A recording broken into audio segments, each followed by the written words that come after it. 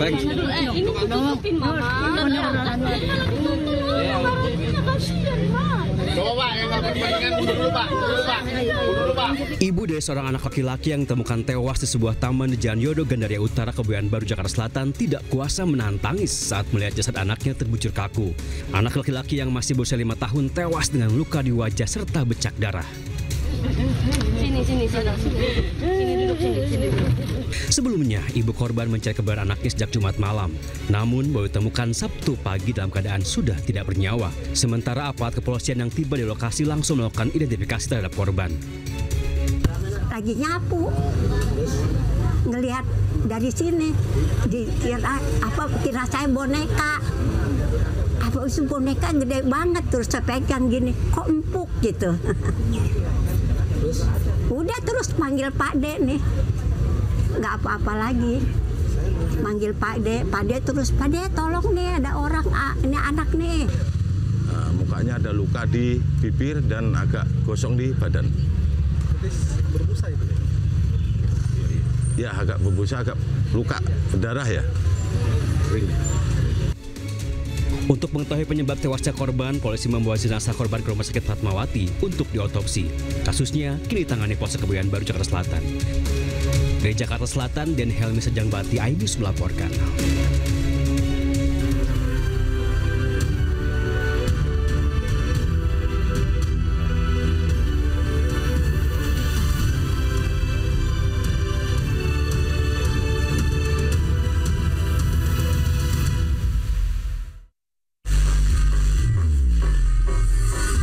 Pondok Pesantren Besuk, Jawa Timur menyatakan penggunaan sound horeg haram hukumnya.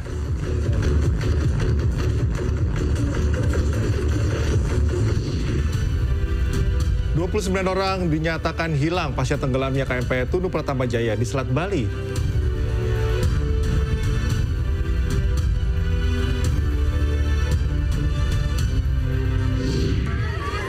...15 warga Palestina di Han Yunis meninggal dunia pasca serangan udara Israel.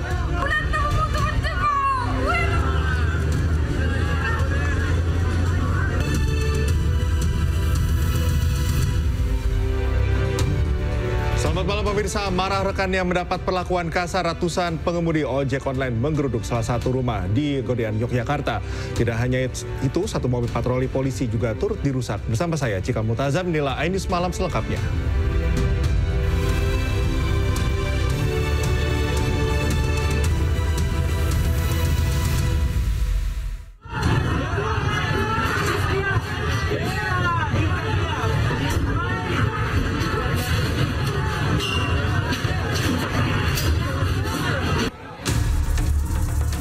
Satu rumah jadi sasaran amukan pengemudi ojek online dan pengantar makanan online di salah satu rumah di persimpangan Jalan Bantulan Sidoarum Godean, Sleman, Yogyakarta.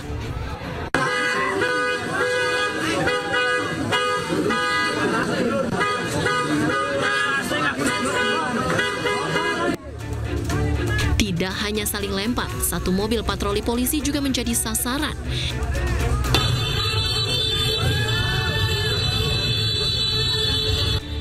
Sebelumnya anggota Polsek Godean mendatangi lokasi untuk mencegah main hakim sendiri yang dilakukan pengemudi ojek online, buntut dari rekan mereka yang diperlakukan kasar oleh pemilik rumah saat mengantar makanan. Iki saka Shopee nih mas, iki saka Shopee nih. Awak dhewe gini. Sing kerja sapa? Ya. Sing kerja sapa? Ngapa? Menurut polisi, insiden perusakan mobil polisi ini berawal dari pengantaran paket makanan yang terlambat. Pemesan marah hingga bersitegang dengan pengemudi yang datang bersama kekasihnya. Kekasih pengemudi ojol yang merasa dianiaya lalu melapor ke polisi. Namun info perlakuan kasar ini cepat menyebar ke pengemudi lain yang spontan menggeruduk rumah pelaku. Kita lakukan pemeriksaan terhadap terlapor ini. Setelah kita lakukan pemeriksaan terlapor, ternyata kita dapat laporan driver online ini tidak langsung pulang, tapi melainkan ingin menuju ke rumah dari terlapor. Di situ kita udah siapkan anggota, kita halau massa supaya tidak terjadi anarkis, namun yang terjadi karena ketidakpuasan dari driver Shopee Food tersebut. Akhirnya mereka melampiaskan dengan merusak dan merusak fasilitas umum, termasuk di situ mobil polisi. Situasi di lokasi kini sudah terkendali, sementara pemilik rumah yang diduga menganiaya ini meminta perlindungan ke Polsek Godean dan kini diperiksa intensif polisi. Sementara mobil polisi yang jadi sasaran amukan kondisinya rusak parah, di mana bagian kaca depan dan lampu rotator pecah dan sejumlah bagian ringsek. Dari Sleman, Yogyakarta, Heru Trijoko, iNews melaporkan. Pemirsa, perselisihan antara pengemudi ojol dengan seorang pelanggan yang mengaku orang pelayaran terus diusut pihak kepolisian. Buntut dari perselisihan tersebut, ratusan pengemudi ojek online mendatangi rumah terduga pelaku, disusul aksi perusakan mobil patroli polisi oleh massa berjaket ojol.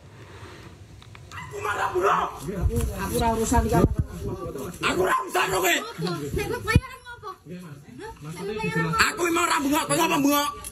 Polisi loh, saya naikin aku. Saya nggak bisa sama lo, saya mau menjelaskan. Kasus dugaan penganiayaan terhadap pengemudi ojol Shopee Food beserta pacarnya yang dilakukan oleh seorang pelanggan hingga kini masih dalam pengusutan Satreskrim Polresta Sleman. Polisi juga telah meminta keterangan terhadap pelanggan berinisial T atas insiden itu.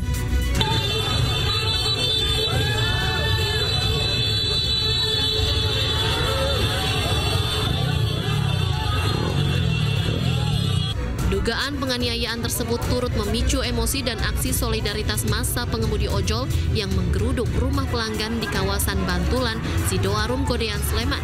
Akibatnya sebuah mobil patroli polisi milik Polsek Godean dirusak sekelompok massa berjaket ojol. Akibat kejadian tersebut, polisi kini mendalami dua perkara, yakni dugaan penganiayaan yang dilakukan pelanggan ojol dan pengerusakan kendaraan patroli polisi. Yang order.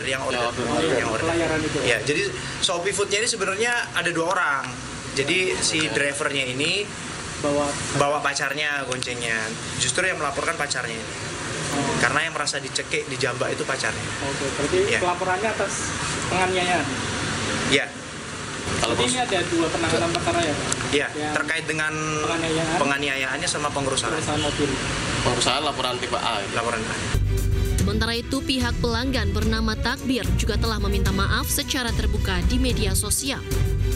Assalamualaikum warahmatullahi wabarakatuh. Saya Takbir dari Selasi Wartiana, memohon dengan tulus untuk meminta maaf kepada korban dan driver ojol, terutama driver Shopee, atas kejadian Kamis 3 Juli 2025 pukul 21.30. Dengan hal itu saya sangat menyesal dan saya siap menerima konsekuensinya dengan prosedur hukum yang berlaku. Sekian dari saya. Wassalamualaikum warahmatullahi wabarakatuh.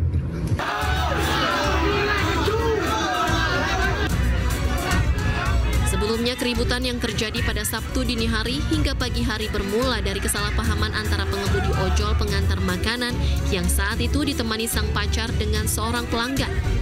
Oleh pelanggan, pengemudi ojol makanan dianggap terlambat mengantar pesanan.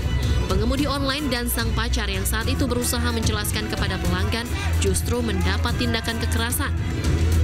Tak terima dengan perlakuan tersebut, ratusan pengemudi ojek online mendatangi rumah pelanggan yang mengaku sebagai seorang pelayaran. Dari Sleman, Yogyakarta, Heru Trijoko, iNews melaporkan. Keinformasi selanjutnya, pemirsa, fenomena sound horeg terus menjadi polemik di tengah masyarakat. Pondok Pesantren Besuk Jawa Timur menyatakan penggunaan sound horeg haram hukumnya. Sementara MUI Jawa Timur yang mendukung fatwa tersebut masih melakukan kajian melalui Komisi Fatwa. Sedangkan Wagub Jawa Timur Emil Dardak berjanji akan memberikan solusinya terkait fenomena sound horeg. Sehingga disebut dengan sound bukan sound system. Kalau begitu maka hukumnya lepas dari tafsir ini sudah. Dimanapun tempatnya dilaksanakan, mengganggu atau tidak mengganggu, maka hukumnya adalah ada atau tidak. Pondok Pesantren Besuk Kabupaten Pasuruan, Jawa Timur menyatakan penggunaan sound horeg haram hukumnya.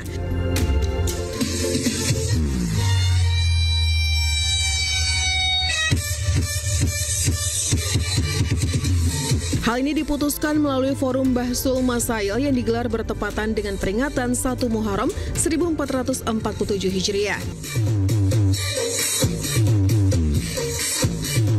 Pengasuh Ponpes Besuk Kiai Haji Muhibul Aman Ali menyampaikan keputusan ini diambil bukan semata karena bisingnya suara, tetapi karena konteks dan dampak sosial yang melekat pada praktik sound horeg.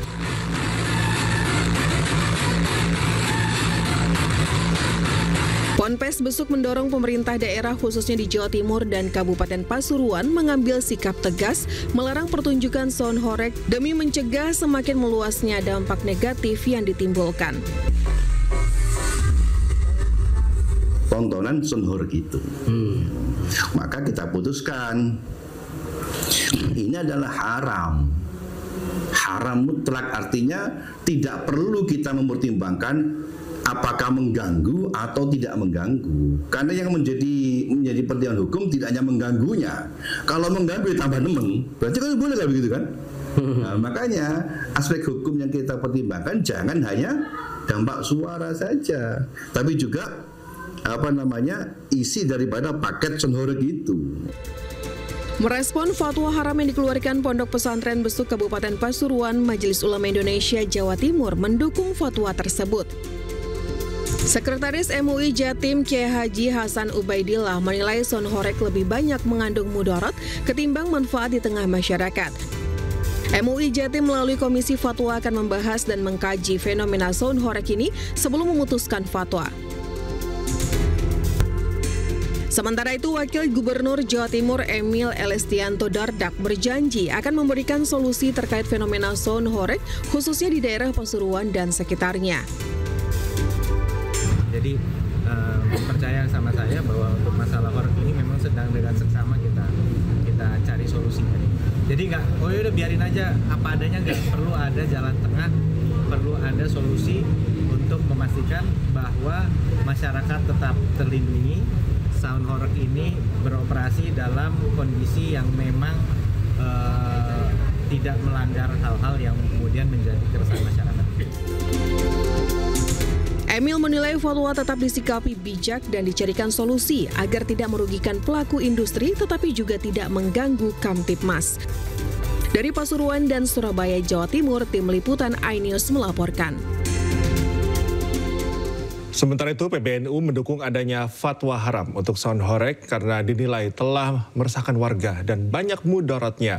Pengurus Besar Nahdlatul Ulama, Ketua Tanfiziyah PBNU, Kiai Haji Ahmad Farur Rozi menyampaikan keberadaan selain sudah meresahkan masyarakat, juga mengganggu ketertiban umum.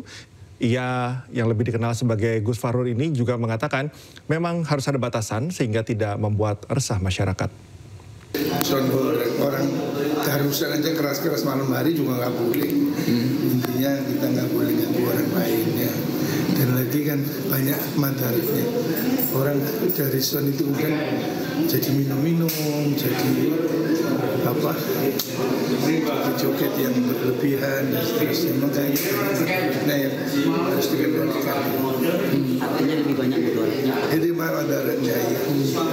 Kalau sound horegnya nggak bunyi ya. Usai adanya fatwa haram sound horeg, beberapa pelaku usaha sound horeg meminta MUI Jawa Timur untuk duduk bersama dan jangan menentukan secara sepihak.